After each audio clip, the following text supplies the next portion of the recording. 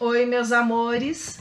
Hoje vamos continuar uma conversa que nós tivemos lá no nosso segundo vídeo, quando a gente mencionou que a primeira pergunta que Kardec tinha feito aos espíritos e colocado no Livro dos Espíritos tinha relação com a ideia de Deus. Ele perguntou o que era Deus.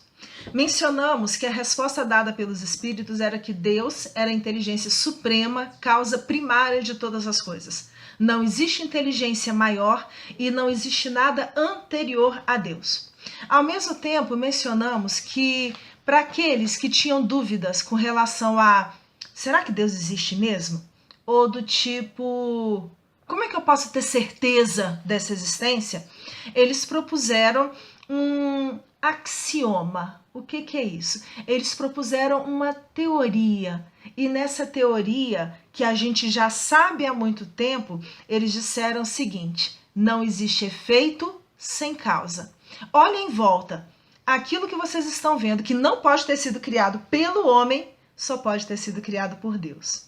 Mas eles vão discutir um pouco mais para a gente entender o que é essa questão, né? E numa pergunta, Kardec vira para esses espíritos e tenta entender quais são os atributos de Deus. Ele enumera alguns para saber se esses estão corretos.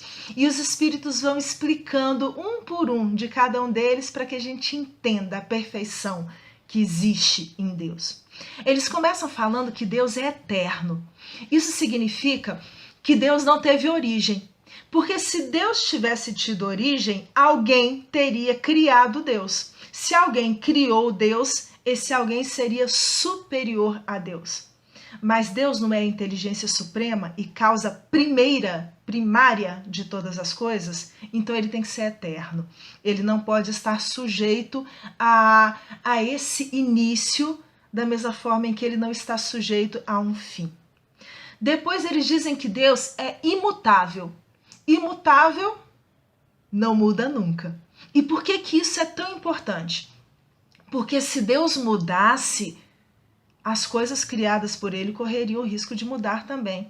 Vai que ele resolveu, por exemplo, que a partir de hoje ele não quer mais que espírito exista?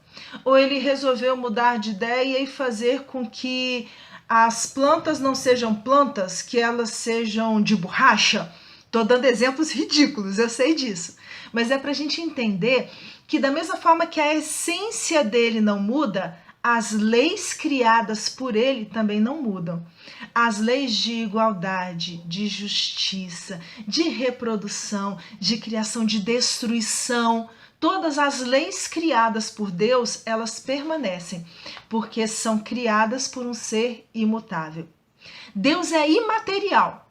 Imaterial significa que ele não tem essa matéria que nós temos, porque a matéria está sujeita a mudanças. A nossa matéria envelhece.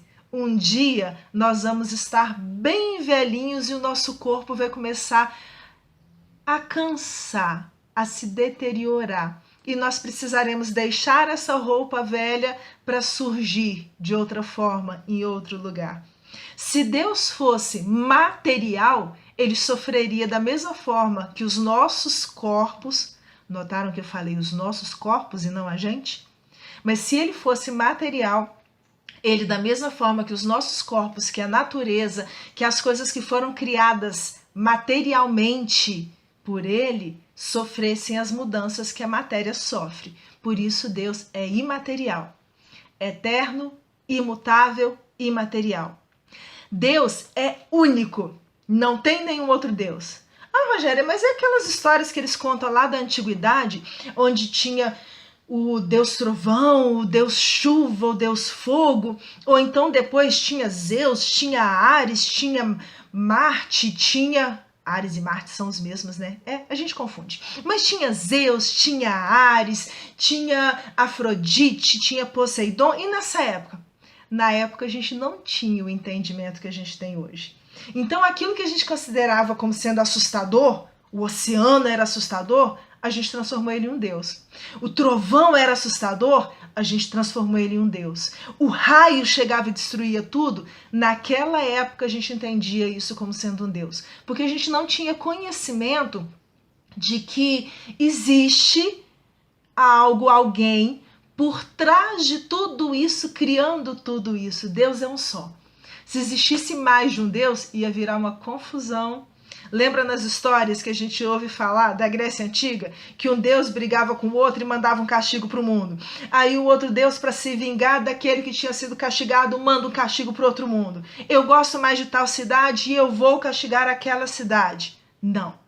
Deus é o Deus do universo.